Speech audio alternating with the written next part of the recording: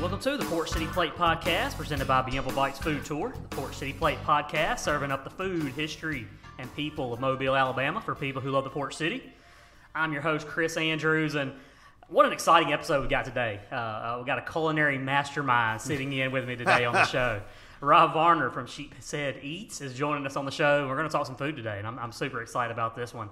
And his journey's taken him from prestigious culinary school to world-class restaurants in New Orleans and crafting some innovative menus here in Mobile too. So now he's crafting personalized chef experiences for people in and around the Mobile area. So Chef Rob has personally cooked for me and my wife and our friends Julie and Drew a couple of weeks ago. And so I'm here to say, that it was one of the best dining experiences that we've ever had in Mobile. All right. And so not just saying that. So this is going to be a good episode. So Rob, welcome to the Port City Plate Podcast. Well, thanks for having me. Yeah, excited. Me too.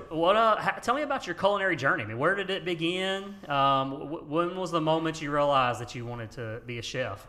So I've always worked in the food industry since I could have a job. Basically by the time I was 16, I had a car, but my dad said that I needed to get a job. So I started at Marble Slab and then worked at a few other restaurants just as servers, busboys. But then it was really in college, I got a job at Bonefish Grill. And they had been open for just a few years, I think, at that point. And at the time, they did pretty much everything fresh in-house. And it was the really first time that I saw, food being made from scratch, and then people really caring about the food like they did. So it was very intriguing during that time for me. But then also while I was in college, I was a bit of a partier, probably partied a little bit too much, more than I probably should have. But so I ended up taking about a year off from college. And during that time, I started cooking with my dad because he likes to cook. And so we'd kind of cook together. And I started kind of fiddling around with just different recipes and things like that. Watched a lot of cooking shows. And so I was kind of lost at that point. I didn't really know what I wanted to do, but through cooking, I realized how much I really loved it, really enjoyed it, and really just kind of wanted to learn more about food and just everything that it entails. So I ended up applying to Le Cordon Bleu in Boston and got accepted. And then by the end of the year, probably about 4 months later, I moved to Boston. And so, and that was, I wanted to go someplace that was completely different from Mobile, So there were a few different options, but, going up north is just, the complete opposite from the deep south. And so that was a really cool experience going up there. I learned a lot in culinary school and definitely helped prepare me for working for, future restaurants, higher end restaurants and techniques and things like that that I'd encounter later in my career. So you would say that culinary school, is that really a value to somebody who loves to cook? I mean, you hear, it is a mix. We've had people who have gone to culinary school on this podcast, and then some have not. And but what is your opinion on that? I think it just depends on the individual. I will say this. I tell a lot of people that some people have come up to me and asked me, should I go to culinary school? And there is a value to it, especially if there's a big name behind it, like Le Cordon Bleu or CIA or Johnson & Wales or something like that. But if you don't want to worry about student loans, if you don't want to worry about all that, I would suggest finding just a really good restaurant that makes their stuff from scratch, knows intensely about their ingredients and the process of what they're doing, and try and stage underneath there for a little bit. And for those out there who don't know what staging is, essentially you can go to a restaurant and say, I'd like to stage for y'all for a few days. And and nobody's going to turn you down because it's free labor. So they'll probably have you prepping green beans or, just dicing onions or something like that. But if you do a good job and you show that you're really interested, 9 times out of 10, they're going to ask you for you to come on permanently, and you can work your way up there. But for me, that would be a better way to go about it, and also a cheaper way. And also, you get to learn because once I got out of culinary school and I went to New Orleans to a restaurant in August, everything I learned in culinary school, I relearned in that kitchen, along with so many other things. And so that's kind of the route that I tend to tell people to take instead of culinary school. But if you want to go to culinary school, absolutely go. But I don't think it's a necessity for you to become a great chef or a great cook or anything like that. Either way, you've got to work hard. Right. You got to hustle. You got to show up. Right. And you got to do the things you got to do. Yes, absolutely. Every single day. Every single day. And you really have to just really be passionate about food. I mean, we're all going to have things that we don't like to eat. I remember when I worked at August, we had to try everything on the line before service. And we did pickled beets. And still to this day, I hate beets. I hate beets so much. But I had to try them every day because I knew what they were supposed to taste like. And if they didn't taste like that, the chef would definitely know before it gets sent out because they taste everything too. So, you have to still try things that are new and things that you may not like, but, at least your palate will know what they're supposed to taste like in the end. Right. Yeah. So you graduated from the Cordon Bleu, Yes. and then you went straight to New Orleans. Is that right? Yeah. So we had to, part of the program was we had to get essentially an externship at a restaurant. And so at the time, I really enjoyed reading John Besch's cookbook.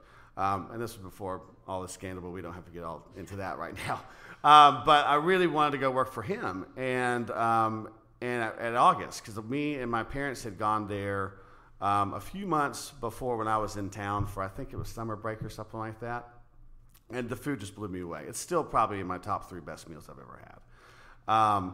And so luckily they brought me on, and I worked out my externship for 3 months, and then they asked me to remain on. And it was a paid externship, luckily, as well.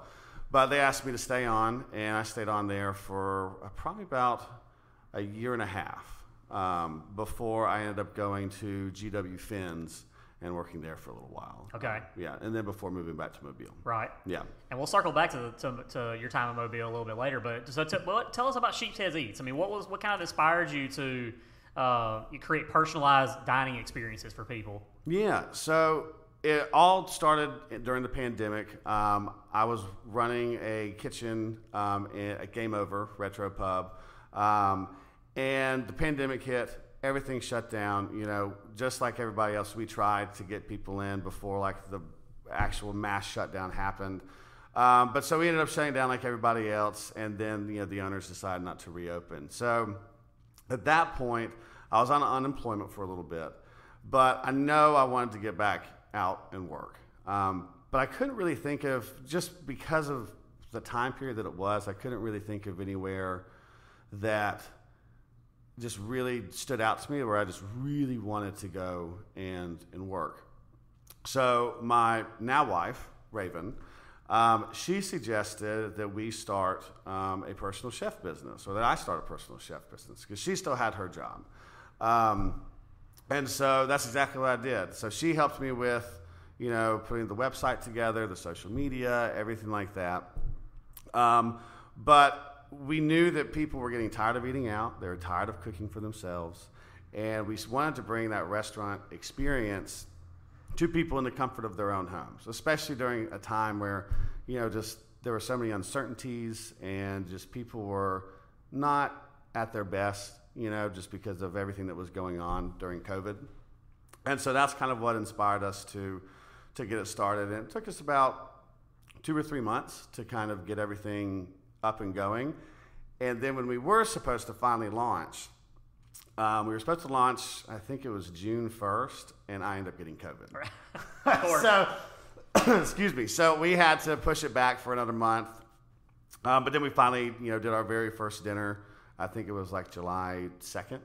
And then we've just been going ever since. Yeah, nice. Yeah. Well, tell me about the name Sheepshead Eats. Where did the name come from? So, excuse me, just took a sip of water. So Sheepshead Eats kind of has, we were really trying to figure out a good name. I knew I wanted to do something with seafood because I love seafood. Growing up in Mobile, I just thought it was really appropriate. I knew I wanted to use seafood a lot whenever we did dinners. So, like I said, back in college, I was a little bit of a party animal, and, with that came, people, I kind of got the reputation for not being the most reliable and dependable person. So when I went off to culinary school, excuse me, a lot of people didn't think that I would actually, follow through with it, which, I mean, if you had known me back then, I probably would have had those same thoughts too. But, So then once, went to culinary school, completed that, came back to Mobile. I kind of hit a little bit of a funk, and so I went back to serving for a while before going back out into the restaurant industry or the cooking part. And basically it came about because I was trying to just think, because I knew that whenever I started my own business, people might think the same thing because I was still kind of in that party stage. And they're like, he's not going to be able to run his own business, you know? And so Sheepshead is such a underwhelming fish. Like, people consider it an underwhelming fish. They consider it a trash fish, but it's actually just absolutely delicious. You know, they feed on crab and crustaceans and things like that, so they have a really sweet, tender meat to them. So I wanted the name to reflect something that people thought was underwhelming, but is actually really exceptional. So that's kind of where the name came from. I like that. Yeah. That's really cool. Yeah.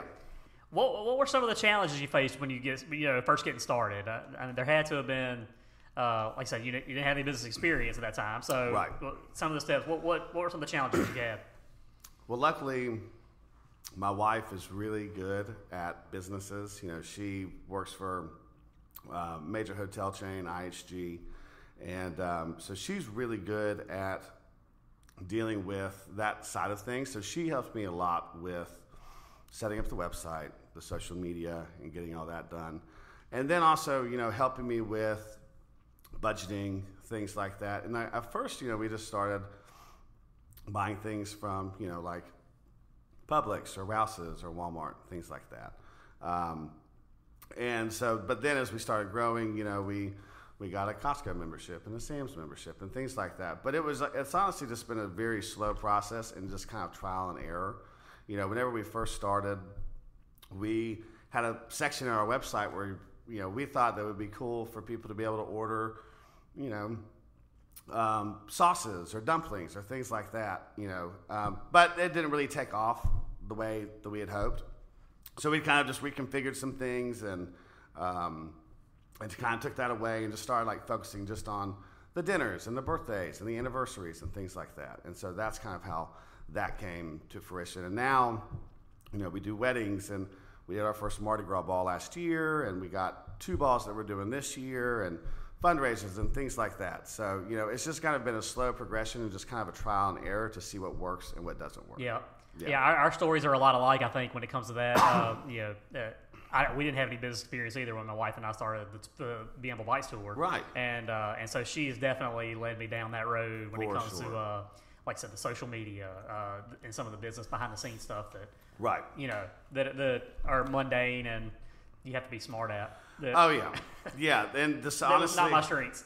No, and they weren't mine either. Like, if you go back to like our Instagram account and you look at pictures that we posted originally compared to pictures that we post now, I mean, it's just night and day of just, because, you know, especially when you're posting pictures of food and you're trying to get people intrigued to want to eat your food, you know, it's all about lighting and everything, like angles and everything like that. And so, like, you know, a lot of the pictures that we take, you know, like luckily the dinner we did for you, there's good lighting in there. So I could take pictures there, but a lot of times we have to, you know, if we do a dinner, I have to recreate the dishes at my own house during like a certain time of day. Really? Or something like that. So that happens a lot more often than you think. And so, yeah, but like, yeah, it's the social media aspect is a hassle, and it's a lot. I'm sure you know a lot about that, but it's also necessary because we get so much business from just social media, Facebook, Instagram, all that stuff. Well, let's talk about our meal that we had. Okay. You like I said, you had a dinner for us a couple weeks ago, and your greatest hits. You brought out the greatest hits. Yes. So, and I thought we would just kind of go through each course that we had. Sure. Sounds good? Yeah. Sounds good. All right. So our first course was the Delta dumpling. Yep. And the steamed wonton. So tell us about that first dish. And it had the Gulf shrimp and the alligator. Right. So that dish is probably my favorite dish. I love dumplings, and so anytime I can incorporate a dumpling into somebody's meal, I'm going to do it. But I want to do something different than, you know, the pork or shrimp dumplings or chicken. Excuse me. So I wanted to think like, what's kind of something that would be good, you know, kind of mobile, and obviously seafood. So I did shrimp, but then I was like, nobody ever puts gator in dumpling. You know, you have it fried, and you have it blackened sometimes, but that's about the only way anybody ever gets alligator. And I thought that I could get more people to try alligator if I put it in a dumpling. And I have. Because whenever people hear about that, or whenever I suggest that, so like whenever we do orders, you know, yours was a little bit different because I just kind of sent you our greatest hits and you're like, let's go for it. But we don't have a list of items for people to choose from. So people will fill out our foodie form on our website or call me or message me through social media. And they'll tell me what their event is, their budget, things like that. And I'll make a menu specifically for them. So I always try and throw in a dumpling. And Delta dumplings, a lot of times I throw in, and people just love them because they're unique. They're not, you know, something that people are used to. But they're also something that, you know, whenever we post them, you know, I've had people request, like, can I get the Delta dumplings? Can you put that in the menu somewhere? And I'm like, yeah, sure. So they're probably my favorite dumpling that we make, and they're super good. They're really kind of clean and fresh also, you know, with the shrimp and the white meat from the gator.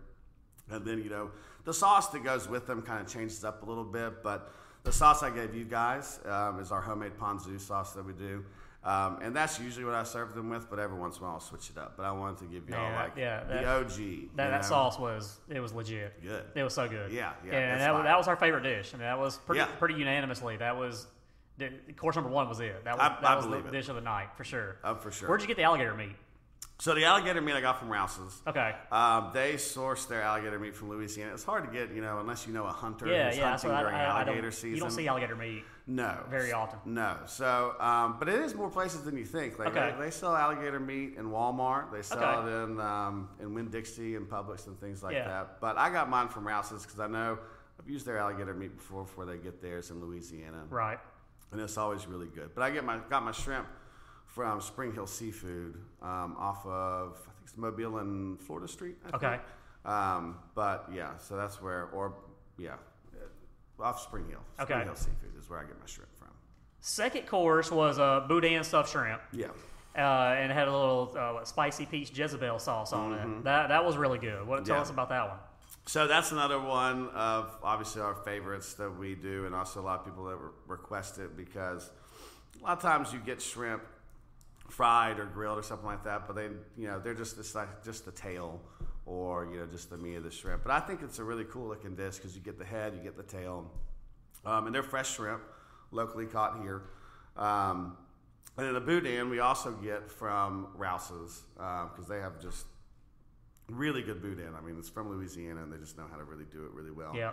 But the Jezebel sauce is something that we make ourselves, and I know a lot of people around here know, you know, what it is and how it tastes. But, you know, we kind of switch ours up. A lot of times Jezebel sauce is used with like pineapple preserves and apple preserves, but we kind of try and change it up seasonally, if you will. You know, so like whenever we did the dinner, peaches are in season, so we got some peach preserves and things like that, and just kind of made it. We also add our own little, you know, secret spices and seasonings in it to kind of make it our own. But I just think that the freshness of the shrimp and then the saltiness of the sausage, the boudin, and then that kind of like sweet heat from the Jezebel sauce, it goes really well together. It does. I agree. Yeah, that Jezebel, that's a southern sauce, isn't it? It is. And you know what? I actually didn't really even know about Jezebel sauce until about a year ago. Me and Raven were going to Hattiesburg to visit some friends of hers, and we stopped by a store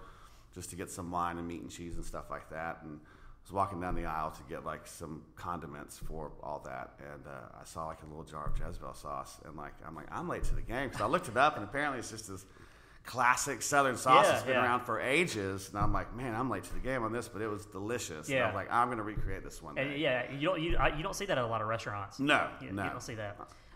Third course was a roast pork loin. We also had the potatoes and the Brussels that went with that as well. Yes. Yeah. Talk about that meat. That pork was really, really tender and juicy. Good. Yeah. So for y'all's entree, I didn't necessarily do like a fan favorite for that because I still wanted to give y'all that personalized experience that everyone who has Sheepshead gets. So I actually made that dish specifically for y'all.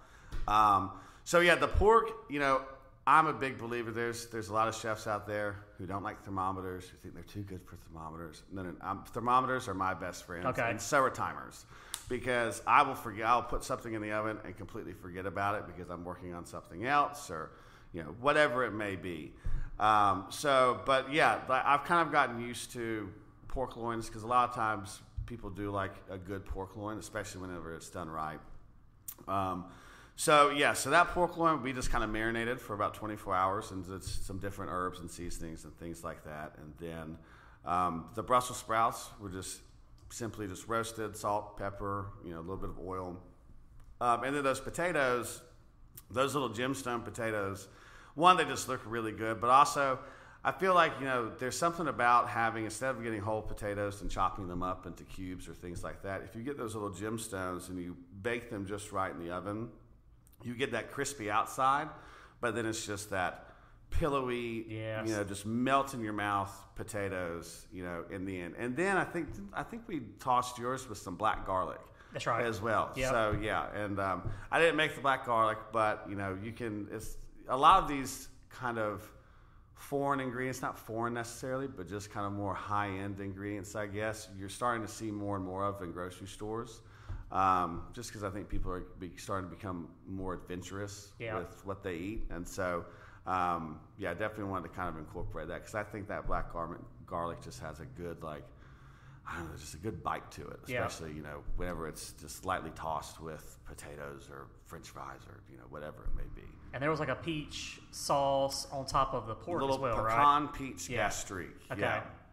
So we just got some good old-fashioned pecans and chopped them up, and then I got some fresh peaches and peeled them, and then kind of cooked them down with some vinegar and sugar and a few other things, and then essentially strained all that with the exception of the pecans. I had those in once it's strained. Okay. And then let those cook for just about 5 minutes, and then there's your sauce. But man, I mean, it's hard to go wrong with peach, pecans, and pork. Right. Those three P's go really, really well together. No doubt about it. Yeah.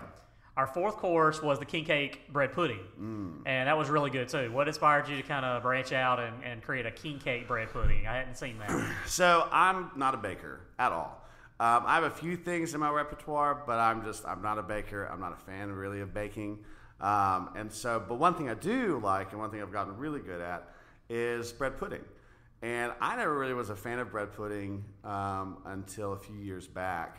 And I actually had the bread pudding from Felix's. Okay. This is when I worked there. And man, it just blew my mind. And so I've been a fan of that ever since. But because I don't like baking, bread puddings are really simple dessert to make, but you can do so many things with it. So if people want cheesecake, or, sometimes I do donuts and other things like that, or cakes and all that stuff. I can bake a lot of things. I'm just not the best at it. It's not something that I really enjoyed doing. But bread puddings, I've really enjoyed doing it because we've made key lime pie bread puddings, red velvet bread puddings, all kinds of bread puddings. But the king cake bread pudding came about when we got our first Mardi Gras ball last year for the Condis. Excuse me. And they wanted a dessert for their room. But they wanted to kind of keep things kind of, Cajun, Mardi Gras-esque. And I was like, well, I can do some type of king cake, but you know what, let's do a king cake bread pudding. And so I kind of played around with it, and man, it was a huge hit. Yeah. Now we served it a little bit differently at the ball. We just had it in a chafing dish, and people could just spoon out. Gotcha. However much they wanted. But man, it was such a hit. And it tastes like a it does king taste like cake, king cake. It does, yeah. Yep. So it's like you can eat that without being upset. Right. You can eat. Hey, it's still okay to eat this out of season. Exactly. You can still eat it without breaking any Mardi Gras rules. That's right. Exactly. We must have all had terrible bread pudding growing up, because I had this conversation all the time where people grew up hating bread pudding. Oh yeah. And it's like, once you've had good bread pudding though, it's good. Like you mentioned Felix's, and Five's got the white chocolate bread pudding is phenomenal. Yeah. Wenzel's has a good bread pudding. Right. So it's like there's some really good bread pudding out there that changes. I think your I think it's on the that. bread. For me, I think it's the bread. I'm a firm believer. I usually don't make my bread puddings with anything but French bread. Right. And I dry it out or leave it out for a few days to let it get quote unquote stale or dried out by itself. But I think it's like has a lot to do with the bread. Yeah. So, but we had terrible. That's just my experience. Bread pudding growing up. Oh yeah, same here. Were there any dishes that you thought about for that night that maybe didn't make the greatest hits, but maybe could have, or that you contemplated? Not for y'all's first two dishes and the dessert. No, I knew those just because those really are like just ones that we just constantly get asked to make. And that's the dumpling. Yeah, the dumplings, the boudin stuffed shrimp, and then bread pudding. Not necessarily king cake bread pudding, but I knew I had to give you bread pudding. But with it being Mobile, Mardi Gras, that's right. I had to let you try that one at least for sure. So no, I didn't really think of anything else. The biggest thing was just trying to figure out what to make you guys for y'all's entree, because I wanted it to be something. And honestly, that combination. Obviously, I've done those flavors before. But the presentation and the sauce and everything like that was really unique for y'all. And so I wanted to kind of highlight pork because I kind of was just I was in a porky mood, for that period of time. So I think everything was pretty calculated minus y'all's entree. Yeah. Which it took me a little bit to decide what I wanted to do for you guys, but I thought that was the best route. And obviously, it was. No, you killed it. Good. Thank you so much. Good. I mean, really, it was my pleasure. We still, the last time we got together, we were talking about it. Love that. And no, it really was one of the best meals that we've had. Excellent. I think all of us agree. That's one of the best meals we had in a long time. That's what we strive for. So, we want to bring the restaurant experience to you. Love it. Yeah. I want to talk about your time that you when you were working in some restaurants here in Mobile, specifically Daly's. Yeah. And people may not know. I know we talked about the 504 Pizza on this podcast several times. And but you were the creator of the 504 Pizza. I sure was. So I mean, this is you're sitting here with royalty for some people. So tell me about how the 504 Pizza came about. So just a little backstory. I've known Matt for a long time. I knew him since 2006 when I first started college. He was DJing. He used to DJ at Bojangles, which used to be a bar. For those of y'all who don't know, it's gone now. But this age group clientele, this show, they know. They remember. Okay, yeah. Perfect, good. Yeah.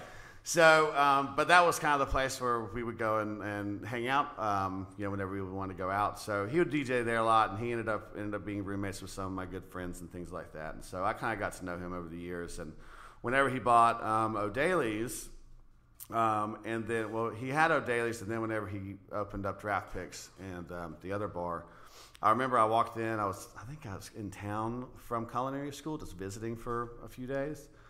And I walk in, and he's there, and he yells out from behind the bar. He was like, "Rob, one day you'll have a kitchen here. You're going to be the chef here." And I was like, "Okay, man. All right. Okay, that's nice, but we'll see." But then, once he finally wanted to have food, he reached out to me and wanted to know if I was interested. So we got together, and we wanted to keep the Irish kind of flair going.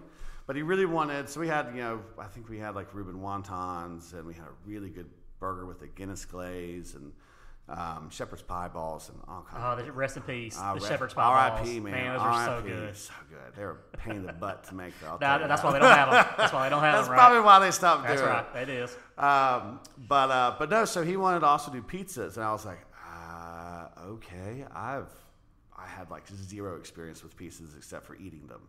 And so I was like, all right, let's do it. So he found some people to come down that he knew to help us, learn how to work with the dough and things like that. And we didn't make our own dough, but we bought like good quality dough. But so he wanted like a funky pizza. And so he was like, figure out a funky pizza. And I was like, okay, like what can we do? Like what's something? And so I don't know, man. To be honest, I just kind of like started writing like different things down, like what looks good. I knew I wanted to incorporate that Guinness glaze that we had on something. I was like, what would it go well with? It's not going to go with marinara sauce. It's not going to go with the pesto sauce. I was like, oh, maybe Alfredo. People like Alfredo pizza. And then, the roasted red peppers. And then Kaneka, obviously. Everybody loves Kaneka. And then I think we had the blackened chicken. So I kind of wanted it to be like a little New Orleans / kind of Mobile a little bit, with all that that stuff. But that's just I just kind of played around and just saw what worked and what didn't. And and then like with the Guinness glaze, and then adding that buffalo to give it some heat, it just all came together surprisingly really nicely. And I'm glad it turned into such a hit. I'm glad it still is a hit. It is, yeah. Yeah, that's great. What about I'm curious about the hot sauce. I mean, you would think that you only have a little bit on there, right? I mean, there's only a little bit of hot sauce. How do you get that perfect balance with the sweet Guinness glaze, sure, and that kind of hot buffalo? So that hot sauce is one of his buddy's recipes. I cannot remember his name for the life of me. Otherwise, I would absolutely give him a shout out.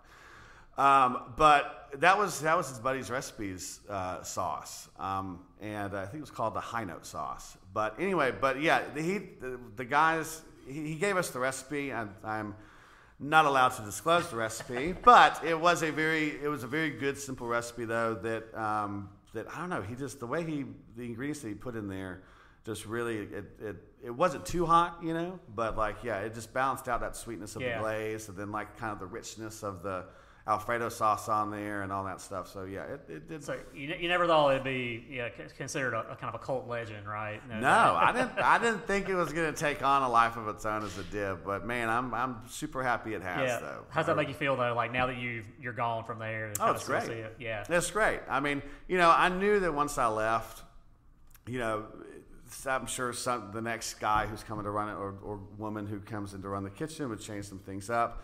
But but I'm glad that the 504 has stood the test of time.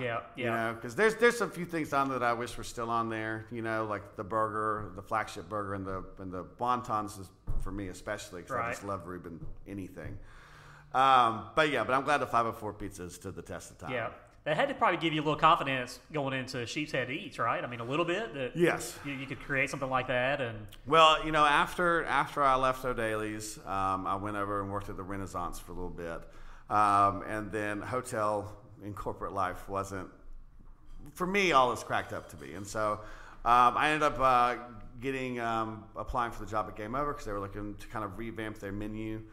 And I was like, well, I've made a menu before. I can do that. And so luckily got a job over there. So, I think running two kitchens, especially in the busiest part of Mobile, did give me some, a lot of more confidence to be able to kind of branch out. And also, at home, like I played around a lot with different things at home. And I just, honestly, it comes down to just I really like to just kind of make food that I would like, and I just hope that translates well to what others would like, But once again, it's all trial and error. There's been things on menus, both with Sheepshead and with Hole in the Wall and Game Over, that we had to kind of take off because, I thought they would do really well, but then,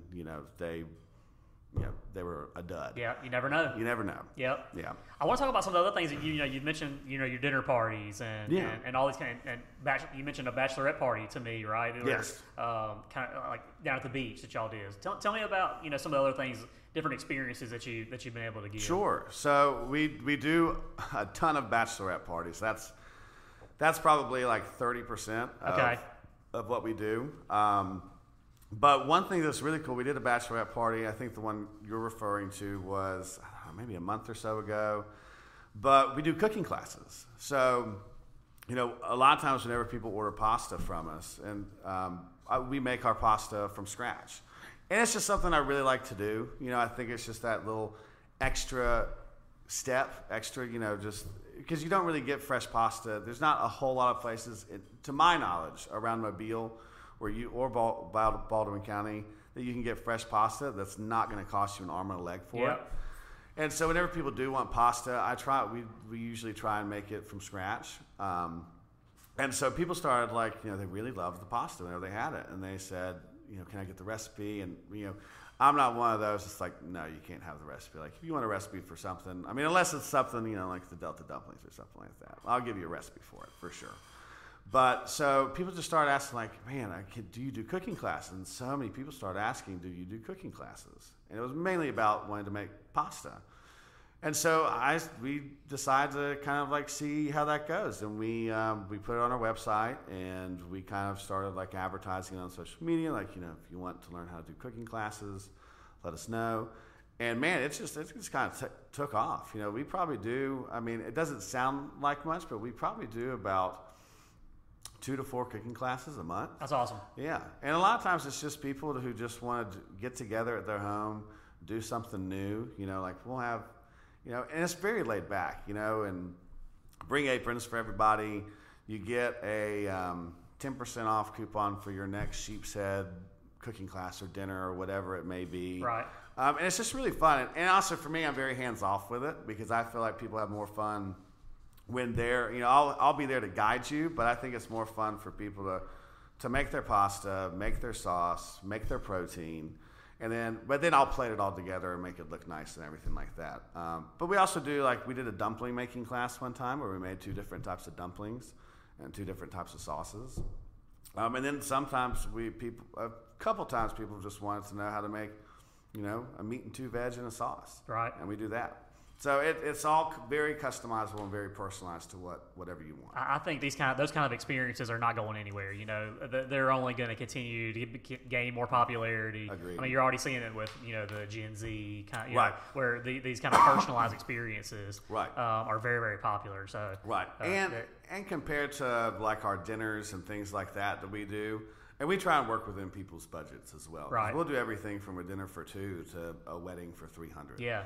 So tell me about some of the large parties. Sure. You mentioned the Mardi Gras ball, and yeah. So you're a one-man show, but you can't be a one-man show on those kind of nights. And in one of your social media posts, you brought in your friend Jamie. Yeah. Know from Daly's as well. Yeah. So tell me about some of that process, how you get some help. Well, so the good thing about growing up in the restaurant industry here in Mobile for almost 16 years is that you make a lot of connections and you meet a lot of different people in the service industry. And so whenever we have big parties, I just reach out to, if we need some servers or bartenders or, people to help me cook some things, I just reach out to some friends of mine and ask, hey, for this amount of money, for this amount of time, would y'all want to come help with, I just need you to serve, stand behind somewhere and just put food on people's plates. Or I need you to help me set up or prep or whatever. So I just reach out to fellow, former and present service industry people. Yeah. And if they're interested to come and help out with a big event, come on, And I like to think that we pay our, volunteers well, but, I don't know if I'd call them volunteers, but, our friends and colleagues and everything like that, we pay them well for their time. Right. And it's usually a really good time. We usually have a plan in place for whenever we get to wherever we're doing. So I know it's not just chaos once we get there. Right. We're going to unload, set up, we're going to heat this up first, then we're going to do this and blah, blah, blah, blah. And so we usually have a plan that just is pretty, regimented when it comes to bigger things like that. Yeah. Yeah. I was looking around your website, and you got a cool little catchphrase. It says, don't be eye candy, be soul food. Yeah. Tell me about that. I got to know about the story behind that. Okay, so I can't take complete credit for that. I saw that. I don't know where I saw it on. I think it was just on the internet somewhere or something like that. But I was like, man. Is that trademarked? No, that's not trademarked. Okay, I'm going to use that too. Because I really liked it. I thought that was really cool. And I wasn't necessarily even looking for a catchphrase for Sheepshead Eats anyway. I thought the logo was amazing, which was done by our good friend Rando Dixon. He does some comic book stuff. So I reached out to him to do the logo, and he did a phenomenal job on it. But I wasn't really looking to have a catchphrase. But once I saw that, I was done. I was that's got to be it. Because it's just, especially living in the South and how the history of Mobile, and I have a big love for this city, and that's why I have a lot of respect for what you do, because you obviously love the city and you love the food in here, and so I really wanted. Whenever I saw it, I was that's perfect for Mobile. Yeah. Let's be some soul food guys. I like that. Yeah. So it fit really well. Where do you see yourself going in the future? What's the future of Sheepshead Eats look like? So we have talked about this, me and Raven, because she's definitely the business brains behind everything, and we definitely want to expand. Right now we're actually trying to find a bigger commissary than where we are, just because we need more storage for bigger parties, because we've been doing this for 3 years, and we just need more room to store food and equipment and things like that. So once we get a bigger commissary, our next step, we would really love to do a food truck or a food trailer. I don't think we're quite ready for brick and mortar. Brick and mortar. Brick and Morty. Brick and mortar.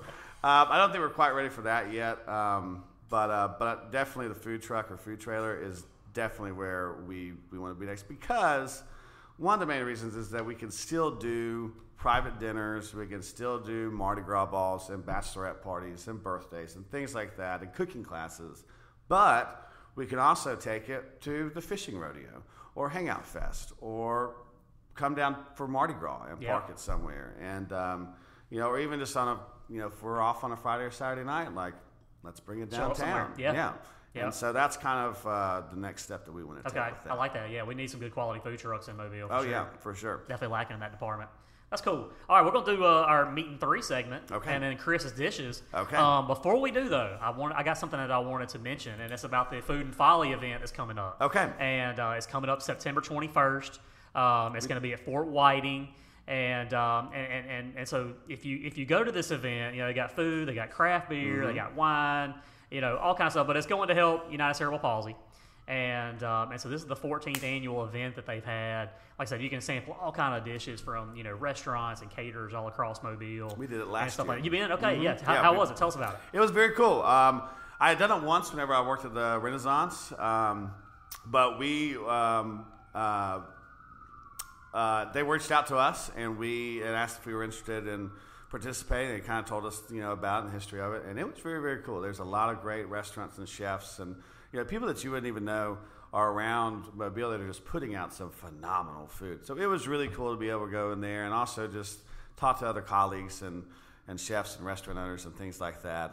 But it was a very, very cool event, and lots of good food. Yeah, lots of good food, yeah. Oh, yeah. And a little bit of a Mardi Gras feel, kind of gets you in the Mardi Gras spirit in the middle of September, too. Yep, so sure does. I know the Excelsior Band's going to be there. Oh, they're great. And, so providing some music. Right. I know they usually always have a silent auction that we always have some Bienville Bites tickets that you can, bid on those, and, of course, many other things as well. Sure. But, cool silent auction and stuff like that. So, all right, so September 21st, Fort Whiting, and all the proceeds go to United Cerebral Palsy in Mobile. You can buy tickets at ucpmobile.org, and I hope to see y'all there. I'm going to be there this year, so I'm excited to check it out. I don't think we're going to be participating this year because we kind of have a budget for things that we can volunteer for, without getting in the red. But I think we're going to try and at least, come and support, or at least, try and be a part of the silent auction with like a dinner for two or something like that. Right. Sounds good. All right. I'll see you there then. Yeah, for sure. All right. So let's do our meat and three segment. Bring it on. So we've gotten into the meat of the podcast, and now I've got three, burning questions for you. So you mentioned your lovely wife several times. Mm-hmm. Where are some of y'all's places that you frequent? Man, so it just kind of depends on like the mood we're in, and but I would have Chicken District and Hammer Cow. Like, because we live in Midtown and it's just right down the road, and then you got outside of there, which our good friend Connor, he runs that place, and so like we love going there. But then like for nicer meals, we love Noja. Noble South is one of my favorites. I just think that some of the stuff they do there is just great. And then we love Debris. And then a Roy Thai. We kind of don't get past the interstate on the other side a whole lot. I know it. We kind of stay on this side a whole lot, unfortunately. We need to get past that. I'm with you. There is actually one place that I think, it's where the old TGI Fridays used to be. It's called Shiso. Yeah. Have you been out there? Okay. We've been out there twice, and both times it was really, really good. Like, their food presentation is great. Their sushi is fresh. Good. They have delicious. Hibachi. Yeah, they have hibachi. We haven't done the hibachi. We just usually go in there, sit at the bar, and my kids love hibachi. And they love that place. We have a hard time kind of finding some that one that we've really consistently gone to. So I'll have to check that out. Yeah, check it out. If it's good, get back to me on that. But I can only speak for like the sushi and stuff like that. But what we have had there, it was super solid. Oh, and then Vandal Street Kitchen also. Since we're out that way, love that place too. Right, great food. Good stuff. Yeah.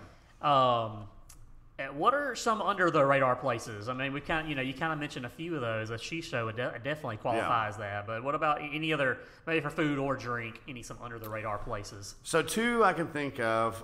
One, Front Yard Tacos.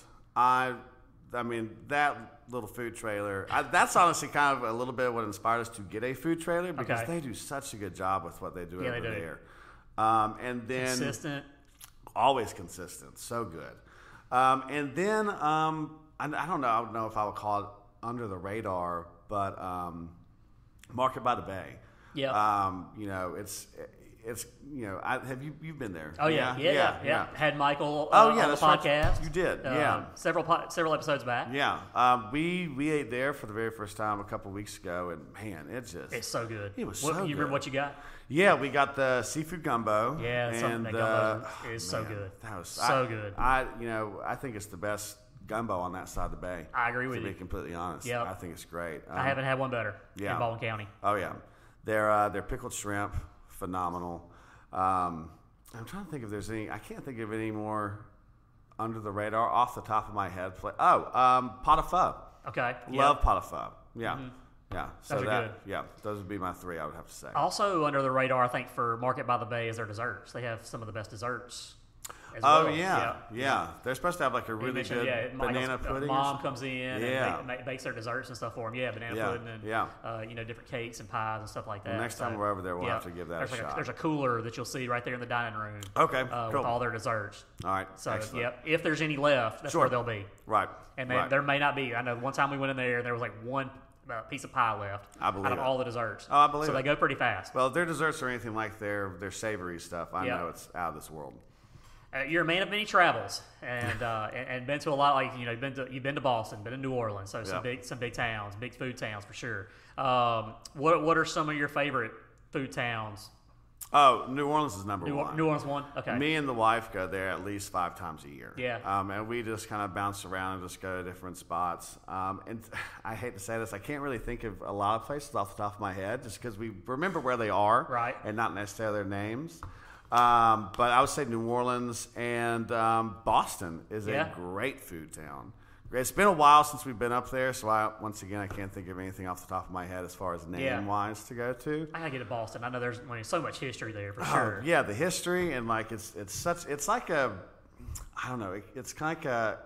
It kind of reminds me if like Mobile, New Orleans, and New York City had a baby, you get Boston because like you have like all the tall skyscrapers, but then you have just historical places all over the place and cobblestone streets, and so take the good from New Orleans, take the good from Mobile, and take the good from and the city from New York, and just hey, there's Boston. But that's a great, and DC also. DC is a great food city. Yeah. Yeah. What about a dish outside of Mobile but within driving distance? Okay. Dish outside of Mobile within driving distance. So that can be Baldwin County, or it could be, sure, somewhere. Or I think your buddy Adam at Hammer Cow mentioned a good one when he came on up at Wagerville, the Creek Bank restaurant up there in Wagerville. I remember that one he's mentioned. There's been some good ones. I think we talked about this at your dinner, but I don't know if this counts, but I think it's in Saraland, but that breakfast gumbo. Okay, the Chevron in Satsuma. Yep. Man, that's just it's so simple, but it's fire. But that's one of the bucket list. That's got to be one of the bucket list dishes in Mobile County. It should be for sure.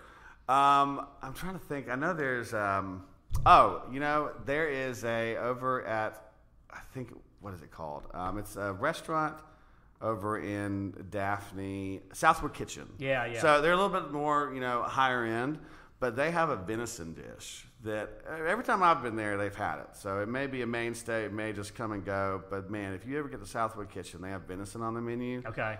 Get it. Yeah. Because they know how to cook it properly. It doesn't taste gamey, and then I think they change up the sides and sauces with it. But that's one I would say. Yeah, that's a good place. And also I just love Southwood Kitchen. I don't know anybody who's even had a 4-star experience at Southwood. No. I mean, it's 5 stars every time. Everybody that I've ever talked to. 100%. That's one of the best restaurants around. I agree. They're good. I agree. All right, our next segment of the show is called Chris's Dishes, and this is where I talk about the best dish that I've had lately. You talk about the best dish you've had as well. Okay. The best dish I've had, I might have to go over to Baldwin County. We do the tour over in Fairhope called Taste of Fairhope. Yeah. And so, I do make my way over to Fairhope pretty regularly. And I popped in one day to one of our restaurants called Bavery's Cafe. Okay. And they had the swamp soup was their kind of special for the day. And so swamp soup, I don't know, you're probably familiar with what it is, but maybe not the name. Okay. But it's basically a turnip green soup. And so turnip green soup with it's got it had a variety of beans in it. It had some Kaneka sausage in there, so it was really, really good. And I'm a big fan of the turnip grease soup, even though it was one of those 100-degree days. Right. It wasn't. I didn't have it because it was refreshing because of the weather. I don't care about that. Right. But so that kind of dish is good. That sounds really good. Every day, doesn't matter what the temperature is. But yeah, right. that was really, really good. Okay. And I posted it on the Taste of Fairhope page, and man, it kind of blew up. I bet. It had hundreds of likes and shares and stuff like that. I did not expect that. Right. But people were commenting like crazy on the swamp soup at the Bay Breeze Cafe. So man, that was a good one.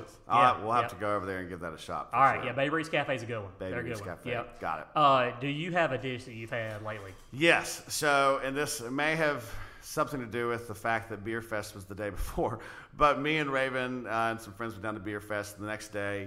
We weren't feeling the best, but we wanted something just kind of fresh, but also it's going to be filling. And we hadn't been to Bariachi in a hot minute, and so we went to Bariachi, and man, I got this fajita quesadilla and their burrito taco.